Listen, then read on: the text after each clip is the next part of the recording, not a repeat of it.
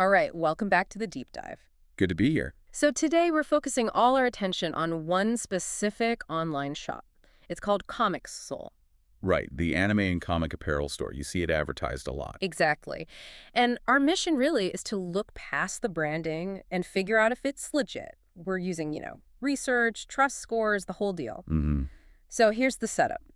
You land on the site, and the first impression is, it's incredible. Oh, it's flawless. It looks like a real high-fashion streetwear brand. Totally. We're talking slick hoodies, tees, jackets, all themed around huge shows like Naruto or... Demon Slayer, One Piece, yeah, all the big ones. The photos are super professional, the designs are trendy, and then they hit you with these huge discounts and free shipping. It feels like the perfect store if you're a fan. It really does.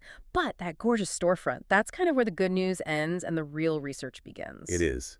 Because there's this massive disconnect between what you see and what's actually going on behind the scenes with security signals. Okay, so let's unpack that, because when we started digging, the trust scores were, frankly, alarming. Yeah. We looked at this risk assessment from Scam Advisory, and they gave a really clear warning. They did.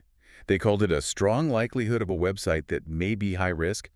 Not subtle at all. Not subtle. And that's not even the worst of it, is it? No, not even close. We connected that with data from another service, Graph, and they gave Comicssoul a trust rating of 1 out of 100. 1. Seriously? Just 1. It was immediately flagged as a suspicious shop. A score of 1 is.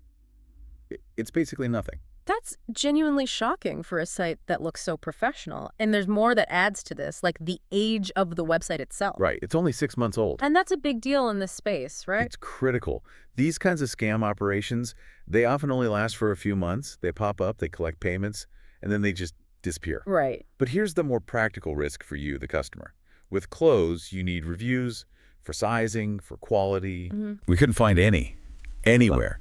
No verified customer history, no real apparel reviews, nothing. That silence is kind of the biggest warning of all, especially for a clothing store. It's a huge gamble. So when we put all these pieces together, what's the final verdict here? Well, you have a shop that looks amazing. It offers exactly what fans are looking for. But the entire security foundation, it's not there. It's non-existent. Between those shocking scores and zero customer proof, you're looking at an extremely high risk if you spend your money there. So what about someone who still sees a hoodie they just have to have? Is there any safe way to approach this? Safe is a really strong word here. The only suggested approach is to minimize your risk as much as possible. Okay, so what does that look like? You absolutely have to use a payment method with buyer protection. Think PayPal or a credit card that has strong fraud protection. And I'm guessing you'd want to order something small first. Oh, definitely. The cheapest thing on the site. But even then, you have to know you're taking a calculated risk with a company that has, well, essentially zero trust footprint. It really makes you think these niche, trendy online stores are everywhere now. All over social media feeds. Yeah, they look perfect, but there's just no history behind them. So here's a final thought for you to chew on. How much research is enough before you hit that buy button, especially when the visual appeal is just so perfectly engineered to make you want it right now? Something to think about.